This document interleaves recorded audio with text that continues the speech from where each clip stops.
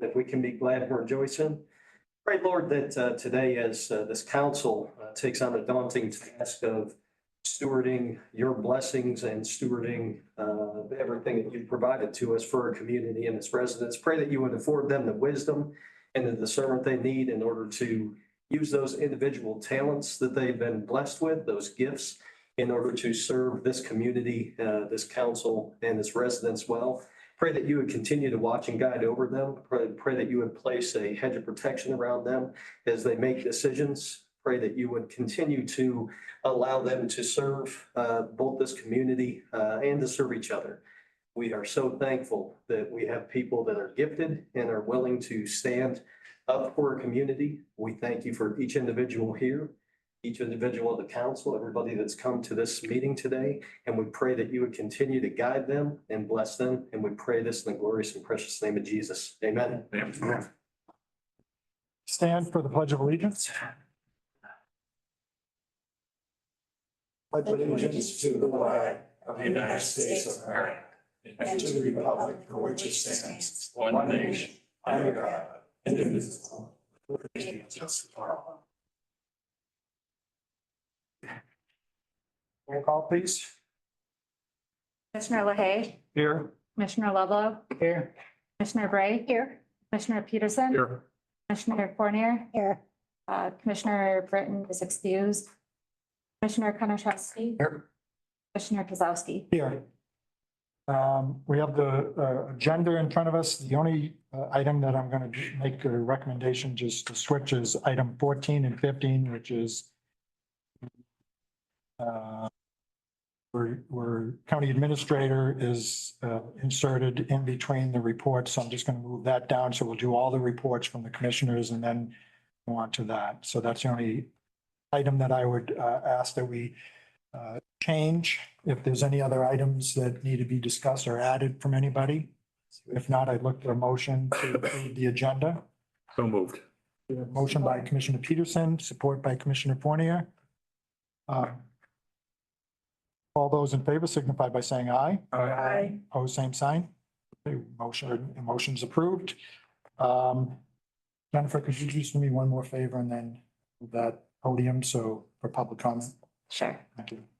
We'll move into the public comment. If anyone would like to come up and speak. Once Jennifer gets that all moved in place. That's good. Thank you. If you come up and say your name, we did this and no one did public comment. Up, I think we'll take her. Okay, good. Thank you. My name is Greg Sundin. I'm a resident of the city of Alpena.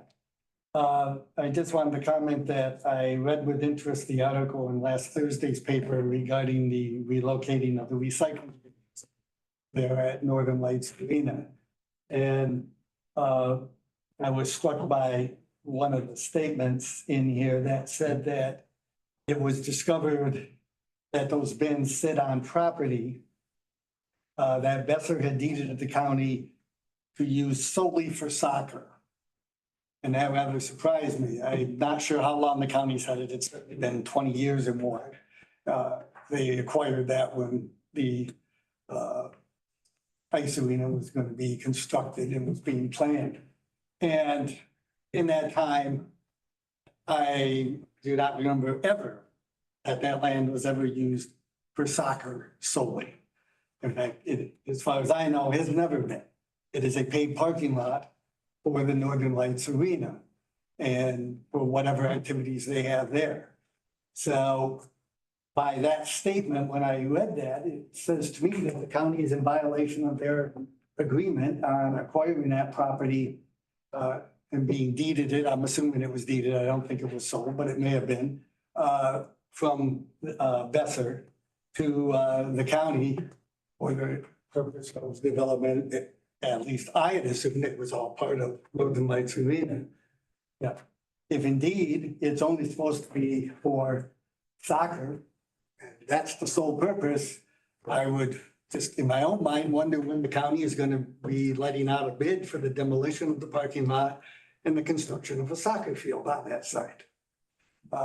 because they are in violation of that caveat of the agreement.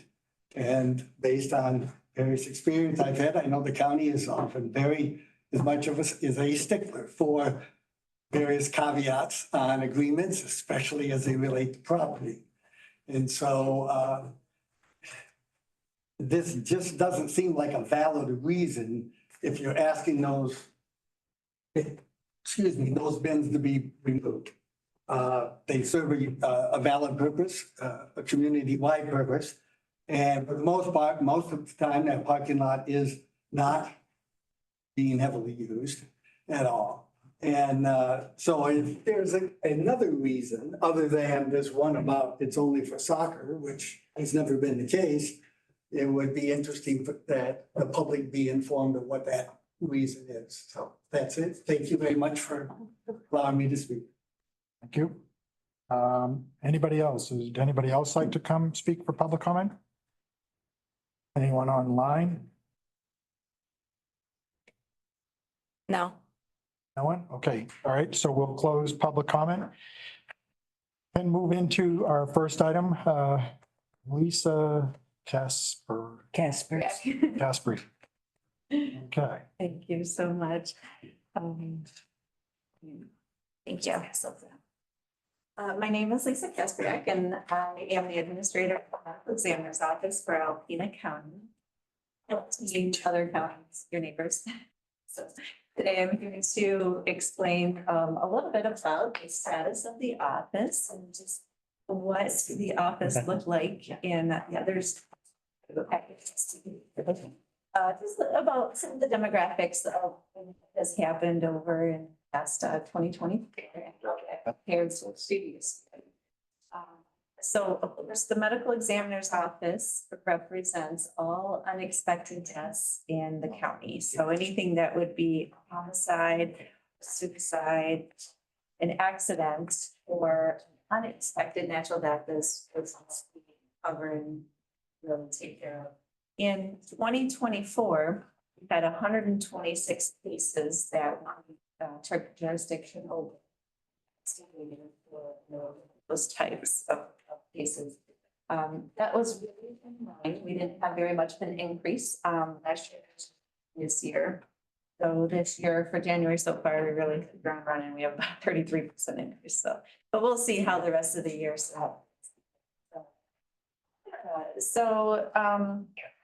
with the packet here, we just want to highlight that scene investigations were pretty much online, but suicides, however, did increase by 100%. So we have twice as many suicides in 2024 than we did in this year. And that really is the largest outlier, which is why we present this report so that we can see if there's any trends that the county needs to pay attention to. So if you go over to medical staff, you can see that we have a very robust team of investigators that live within your county that we train up and we support, and we're there with them virtually as they live in your community and go out to each of these expected deaths. And so we're very thankful for those. I must highlight, and I don't always get to do this, but this is an important part. Mr. Nick Harrison is one of only 83 people in the state of Michigan that got his national certification in investigation. So the entire state, there's only 80 counties, and I can tell you that that's quite some counties have 0. So it's very, very rigorous. It's a national test and it's hard to get. But if you know him or see, congratulate him because he is a huge asset.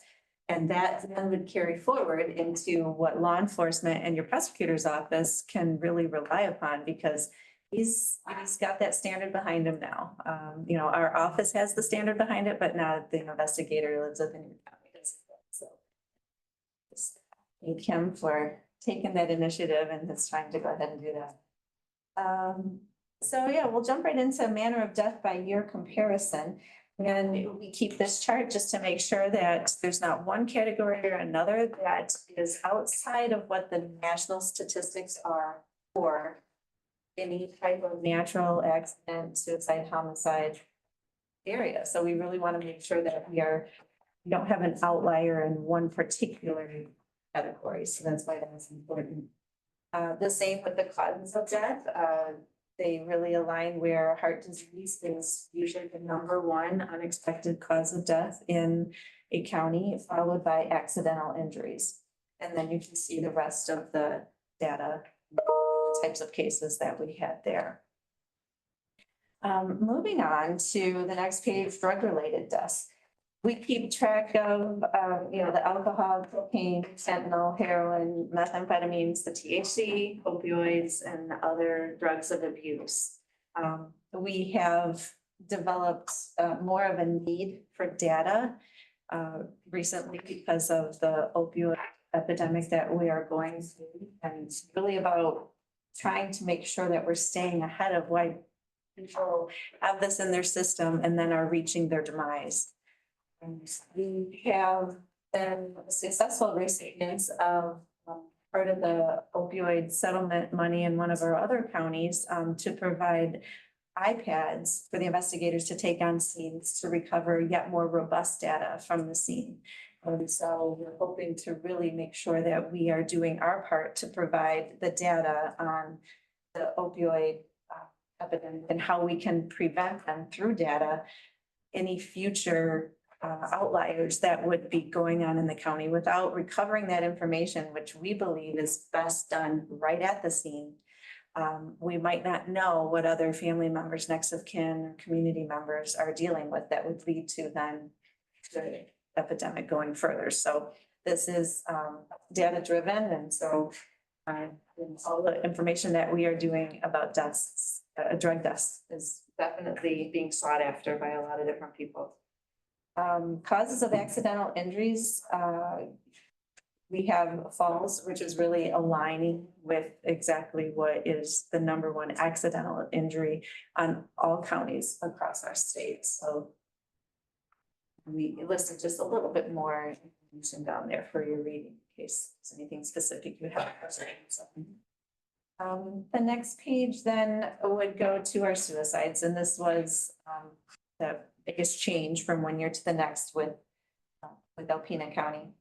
The range of suicides expanded from 17 years old to 80 years old, the median age unfortunately being only 29 and a half. So that's something that we have started to try to collect more data on, which is why, further information gathering devices would be nice. But the reasons that we have listed here that we have recovered from the scene noted that tragedies such as relationships, financial and health difficulties is some of the main things that we have been collecting that data on. And then the types of facilities and residences there. Moving on to organ donor, this is sort of the silver lining in my presentation. This is where every single donation that happens can really affect over 75 different people. And as you know, some of you probably have that heart on your driver's license, and that's what helps initiate that. It is up to us to make sure that that process is expedited because time is really important. We have death and donation. And so we're, silver lining is that 5 different residents had their wishes to be donated. And so 5 times as many as 75 people affected per each of those 5. So that's fantastic.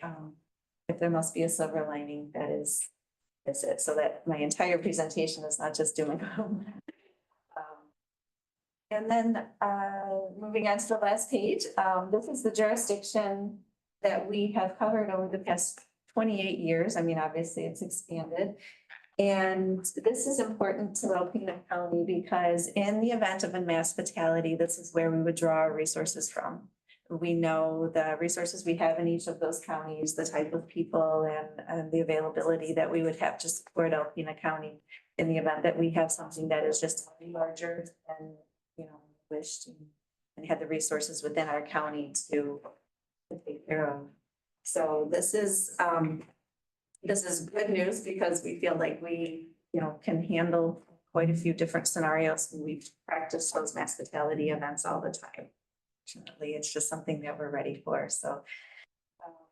And then on a little bit of a, technology and update, many of you know that the way that we find out what the cause and manner of death is on somebody, if we can't do it by other means, is to send an autopsy. Autopsies have been traditionally done the past 100 years, where they go off to a forensic pathologist. The pathologist then does an invasive autopsy, and through exploratory means, it really determines the cause of death. We are now starting to utilize CT scanner technology to determine that cause and manner in the days moving forward. So we still are doing autopsies that are sent to pathologists, but we will be able to scan more people with the new CT technology, because, in this world of data and just advancing in technology, this is the way that we are able to provide better quality to upcoming generations then. So that's where we're headed. We're continually trying to change and improve and keep up with the times, and it's important for the residents as well. So yeah, I would love to answer any questions. Bit of our year in a nutshell. Do any of the commissioners have questions? No. No. I have a couple, Yes. probably a surprise. Just, you have quite a bit of staff that, quite a few members that are staff. And I would assume that it would take a special kind of person to be able to do this kind of stuff, because you don't know what kind of that you're going to, in accident, suicide or whatever. That could be pretty gruesome to some of the scenes to go to. So I would think that it would take a special kind of person. How do you have a problem maintaining the number of staff, or do you have people that come and go, or how does that work? Well, so yes and no. Traditionally, this type of an office, because of the reasons you stated, this type of a position, the medical examiner investigator, does have typically a high turnover. Our company really prides itself in making each person know that they are valued and heard and supported. And that is something that from the beginning, we have really tried to invest in. A lot of the medical examiner investigators in some other jurisdictions, they sort of are like a lone soldier, as you would, and it's not always the best. So maintaining is definitely difficult. There is turnover, but your investigators in Alpena County, while sometimes circumstances change with life, they come and go, they're dedicated to your citizens in a way that I'm not sure I could do, I can tell you that I have the luxury of paper, computer and phone, and I really do. I never forget though that they are standing there in the face of the worst day of that family's life. And it's not just about what they see, but what they smell, what they have to touch. And you're right, it is difficult. And so if you do know any of them. I recognize a few names of Okay. law enforcement, first responders that I worked with that when they were young, it's. Really, yeah. Yeah, a few of them there. You can probably tell that they had the heart even back then and Mhm. that involved that. Like Nick Harrison, Doug Kruger, Vanessa Melberg, yes. They're fantastic. I mean, it really, they feel like family to us, and we try to treat them like family. They do the hard work. Yep, at 100%. We don't always get to have the flag of the first responder. We have been nationally recognized as the last of the first responders. So within our state, they don't recognize us as a first responder at all. So those people listed there had to appear in the beginning days of COVID, when everybody was afraid of it, had no idea what it was. And they had to go inside of the house where somebody died of unexpected causes, roll them over, face on death, and really then go back to their own families and children. And really think that was first responder status. But It's also awesome to be in the hospital when an organ's coming in. is it great? It's very awesome. Occasionally, we have recipients that will come to our state conference and they will stand before us with the eyes of someone that help facilitate that donation. They Yeah. receive the eyes or the skin. It does make it good. Or when you can talk to a mother that said, you know, my baby was waiting and your county donated. And we're thankful that your county allowed, you know, through their tragedy, allowed for my baby to have brand new heart valves. Yes, so it is definitely a good thing, but without timeliness, we really try and make sure that we are on it and doing the best that we can. Other questions? Yep, Yes. I got a couple more. Yes. So under the manner of death pending, and I know I've seen in the past where we have some of the reports that come in. Under pending, how long does it normally take? Because I know second month of 2025. I'm just wondering, is it like months? Is it? So there's a couple of reasons that those are listed on there, and as I did. This is pending. Yes, as I did see your pending one. So it takes about 11 days, which obviously none of these would be that, but for a toxicology to come back, it takes 3 months for an autopsy to come back. Histology is sent out and a lot of regards though, with that number, we are able to get most of them out. Like last year, we had 8 autopsies and only 1 is pending because we're able to get preliminaries out when it's applicable. But, you know, we paid for that autopsy. Sometimes we really have to wait for all those histologies and all those tests to come back. So it's about 3 months. I do have a case that is older than that, on the west side of Michigan, but that was, a missing person of 8 years and we have very little to work with. Would you say a missing person of 8 years? Yeah. Yes. Oh, okay. Yes, and so we were able to then properly identify and give his family closure, but we're still looking for the cause of death. We identified, which was great, you know, but so it's a little bit older than the 3 Yeah. months because anthropology then is involved and we really want to try and, we don't have much to work with after 8 years, but we're doing all that we can. And so the family is being patient with us. And then just my last question is under your drug-related deaths. You have listed cocaine and it looks like 2024. Does that mean that in the last 3 years that we've only had one because it's only listed for 1 year, as well as the other opioids? That is exactly right.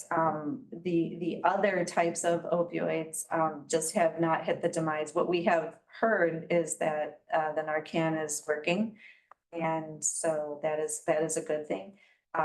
There are still, you know, other items that we're finding, but you're exactly right. We did have a cocaine related death last year, whereas we hadn't the past 2 years, and that's exactly right. That's why those are blank. All right, thank you.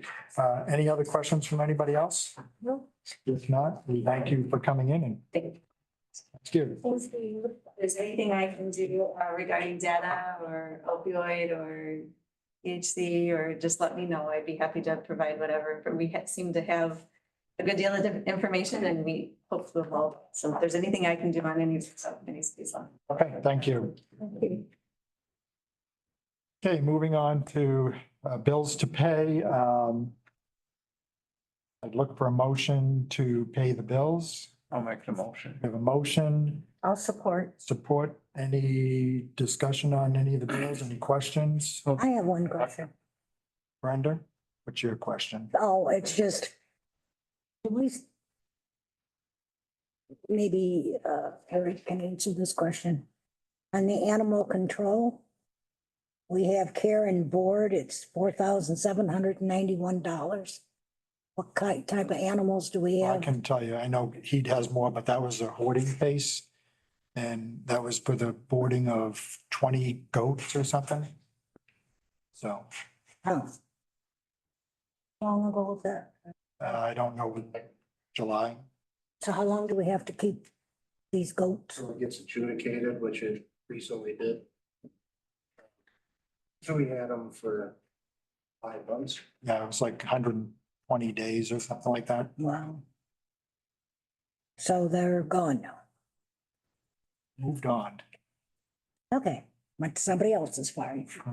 Well, I got it was liability insurance. Was that put out for bids? I never saw that. That, I don't know, that was through, was it? Liability insurance, we just went with renewal with the Alpena Yeah. agency.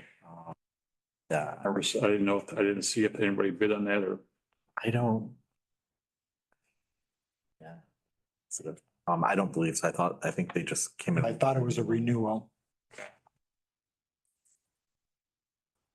Any other questions or? Yes, I do have a question. Yep.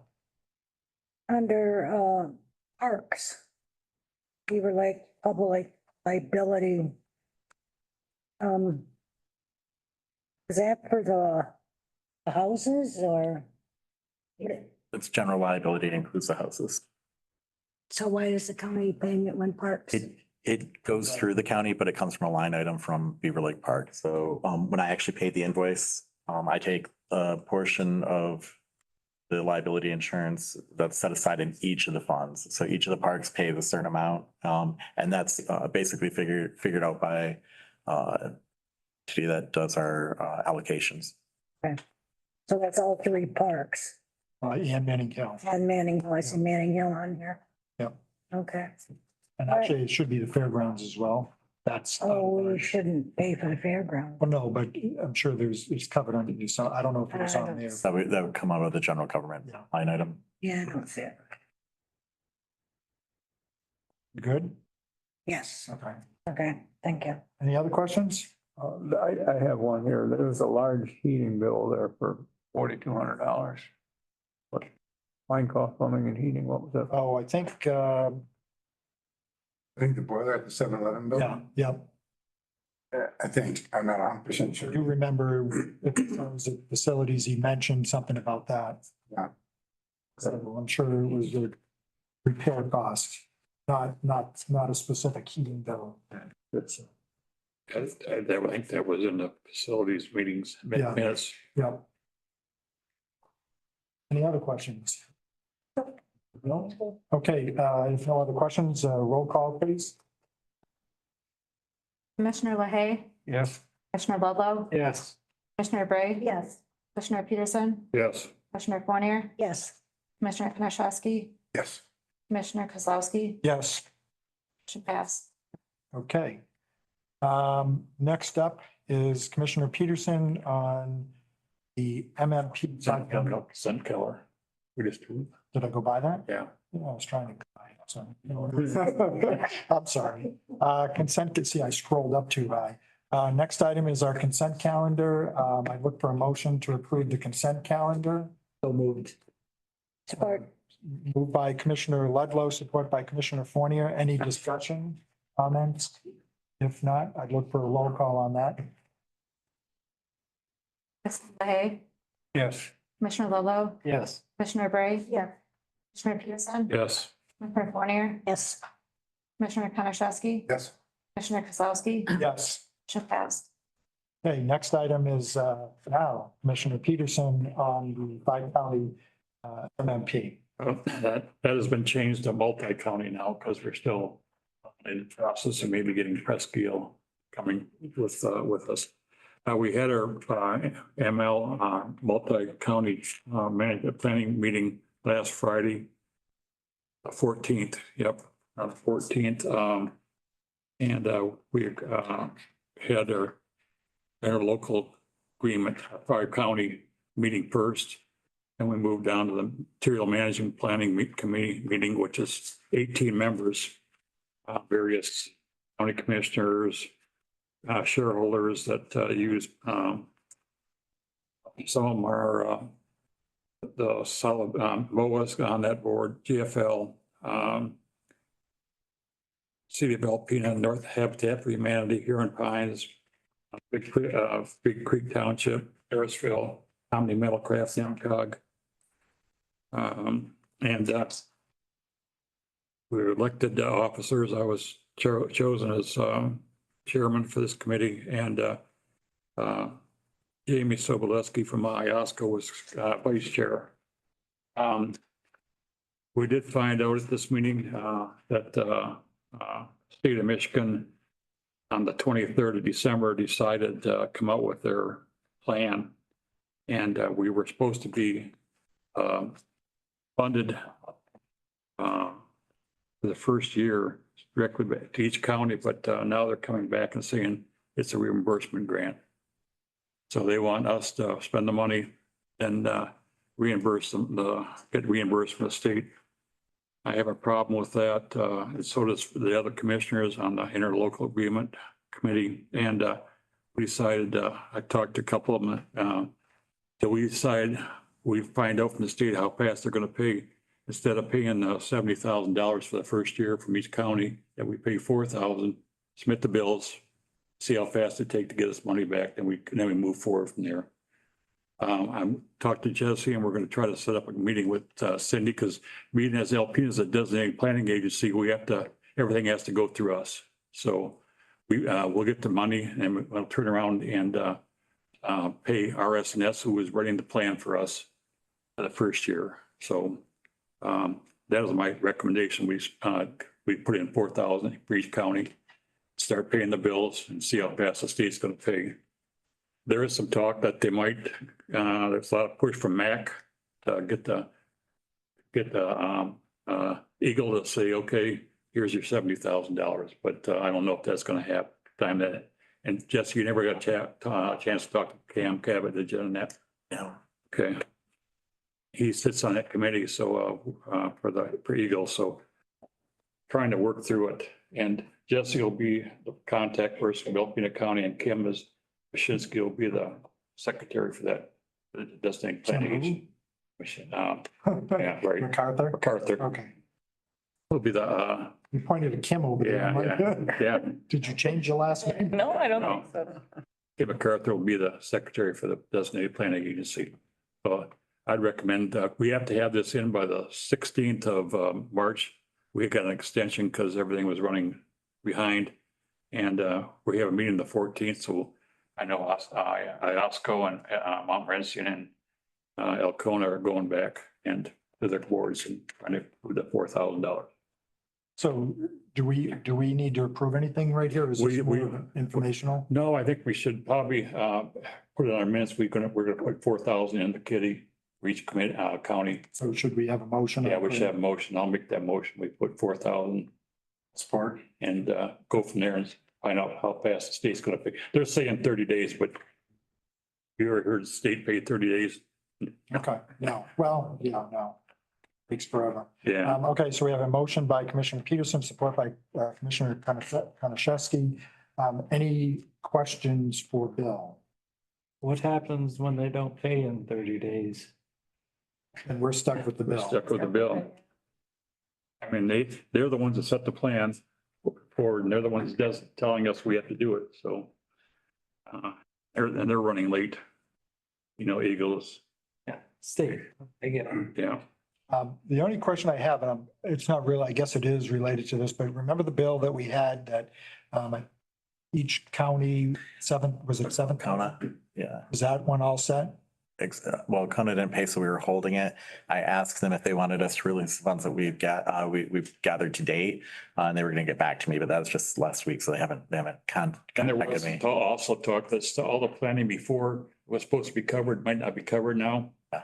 So we're fighting that too, so, Well, they're forcing us to, in a sense, to do this. yeah, If they're forcing us, then they should be assisting with the funding. Yeah. So, yeah. I have talked to Dina from MAC, and I can tell you that they've also started lobbying on this issue heavily to try getting them to change it back from reimbursement to just a full grant. Which would be great. Then we could pay RS&S for doing the plan for the first year. And the next 4 years, the money is ours for our recycling. okay. Okay, any other discussion? If not, I'd look the roll call then. We have a motion, so roll call. Who exactly do you pay? You pay the state? We're paying the RS&S for $350,000 to pay the. For the design for the plan? plan for the Okay, first I year. get it That's now. for Okay. 70,000 goes there for the 5 of us. Okay. Goes in.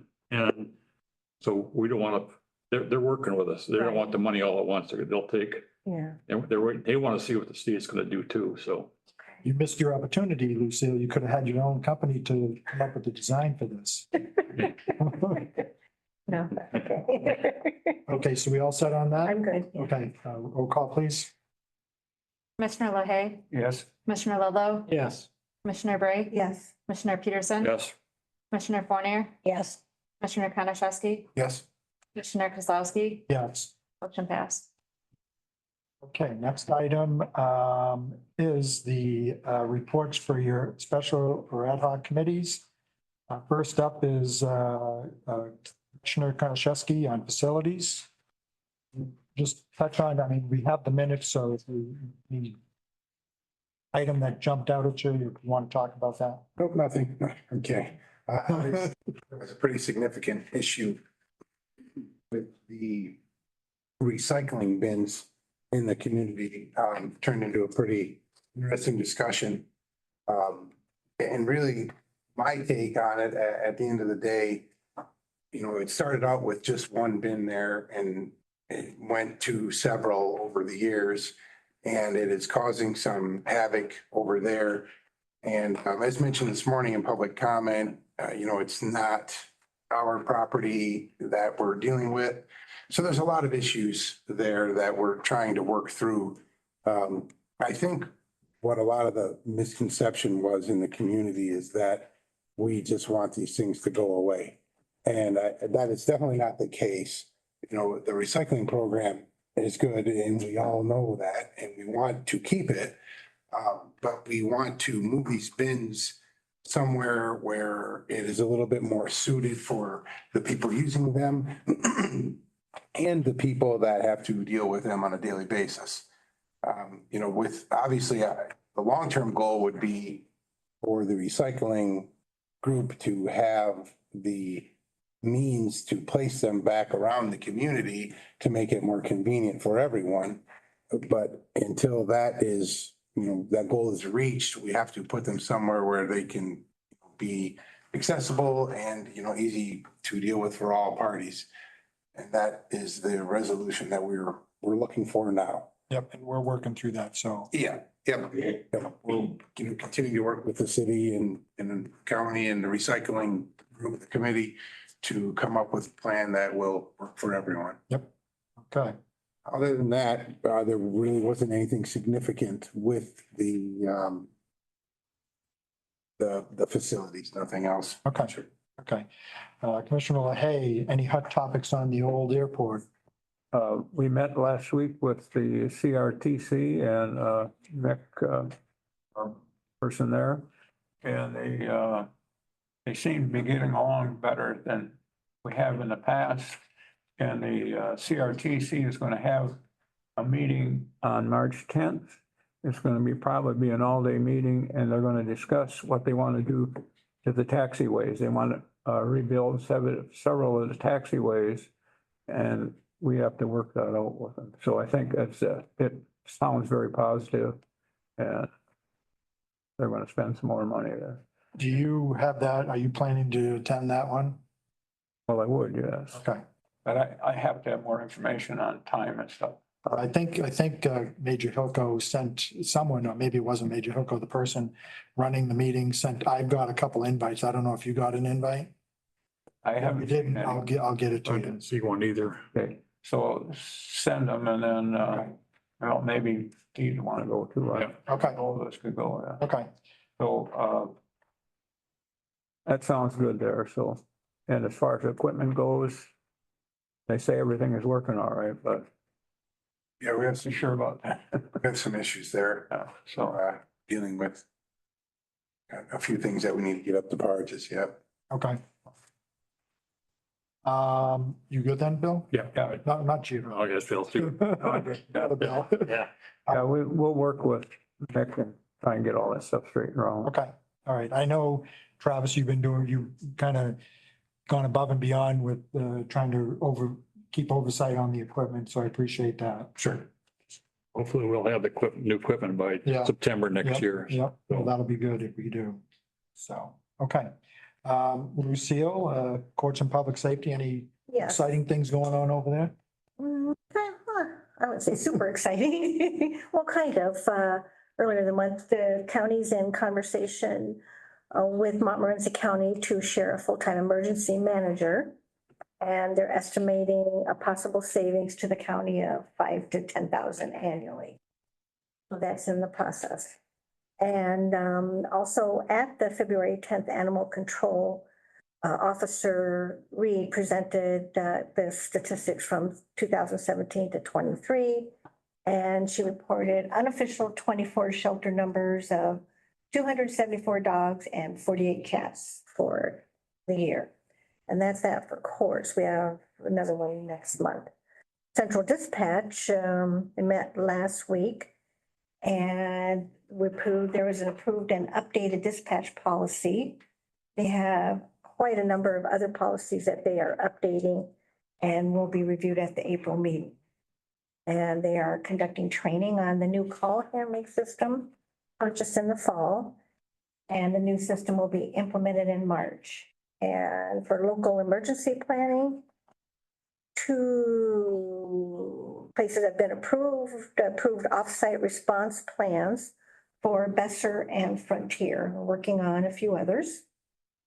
And that's that for local emergency planning, and Thunder Bay Transportation meeting is this week. So I don't have anything to report right now. Okay.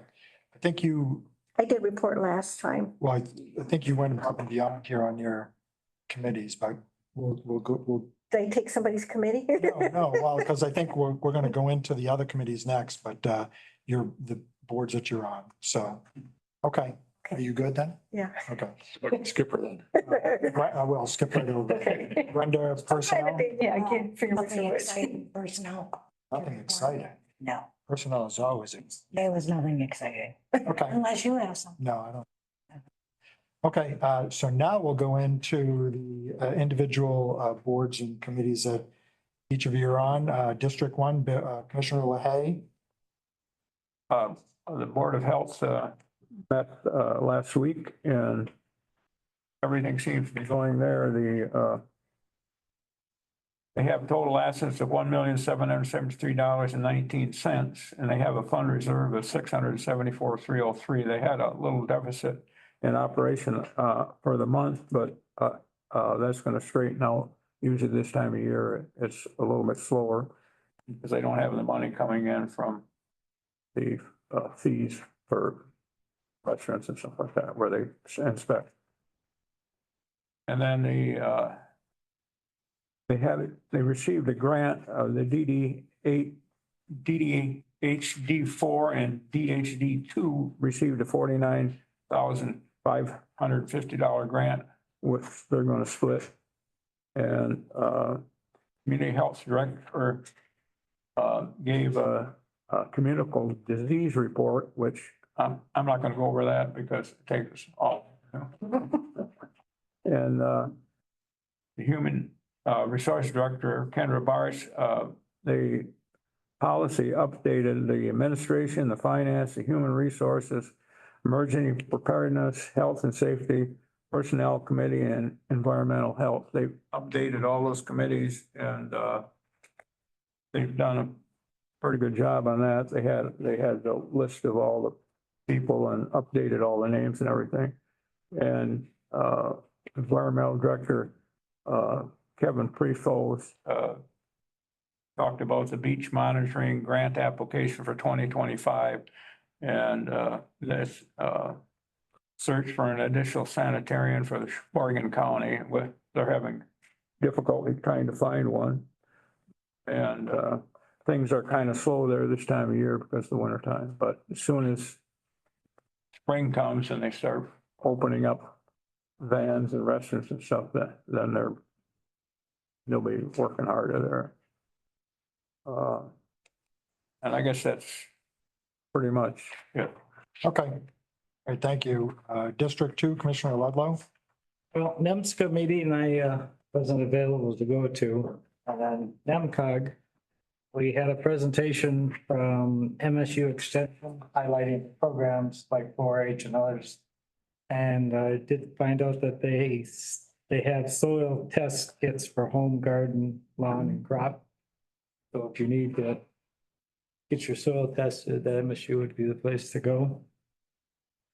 And then the director's report is basically just a list of the meetings he was going to and the outcomes. Some of them he discussed, some he didn't. And then the projects for 2025 was basically a list of programs or projects throughout NEMSCA coverage area, and there's way too many to list, so. But that's about it. Oh, Thunder Bay Marine Sanctuary did meet this year. This year? Well, probably Yeah. this year, yeah. Okay, all right, thank you. Commissioner Bray, I know you already pretty much gave us an update on all this. Sorry. So we'll skip Look over. at the agenda. Moving on to District 4, Commissioner Peterson. Judicial Court doesn't meet till August. Lower landfill, we're still pumping it down the injection well and slow this time of the year because everything is frozen, so we're not getting pumping as much. Target meets in March and material management, I give that. Yep. Work. Okay, all right, thank you. District 5, Commissioner Fournier. County parks, not much going on because it's winter. But people are commenting on Camp Spot. They find it easy to make their reservations and they're very happy with it. And actually, they are starting to fill up already county parks, so it's looking good for this coming year. Okay, all right, thank you.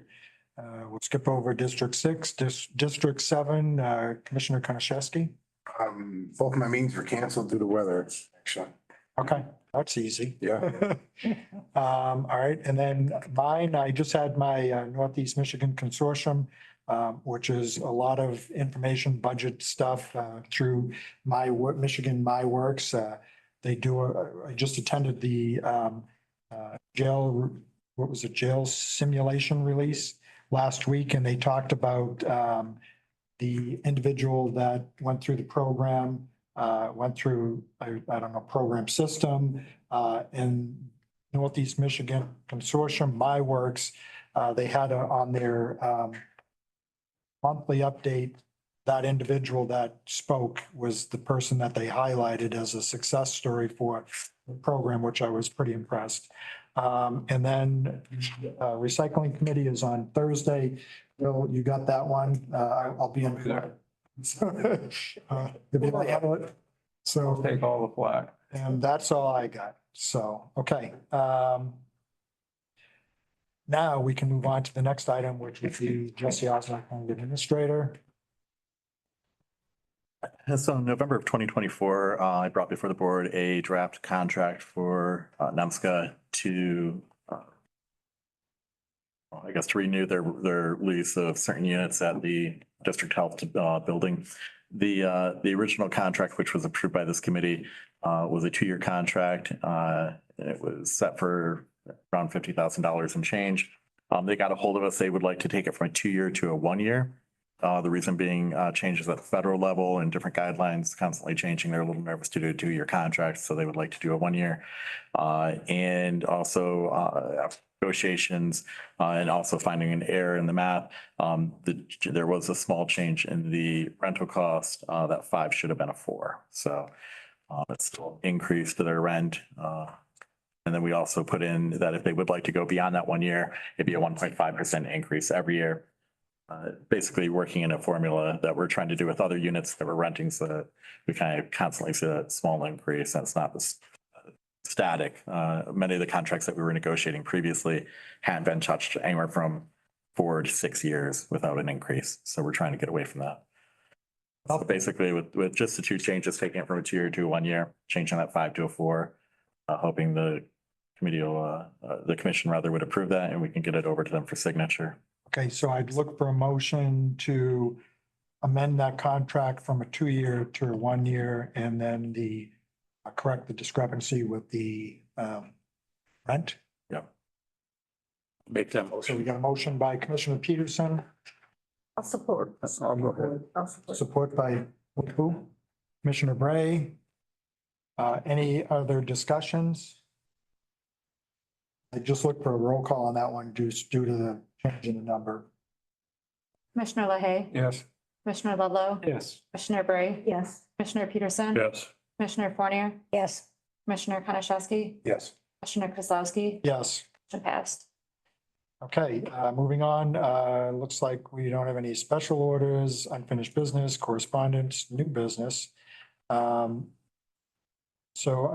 you know what, I'm gonna make a change here as well. I didn't realize this until now, but we have we have closed session, and I don't think anybody wants to stick around for public comment after our discussion in closed session. They can.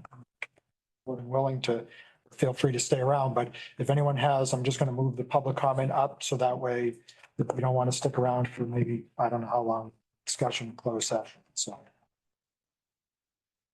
No public comment here? Public comment online?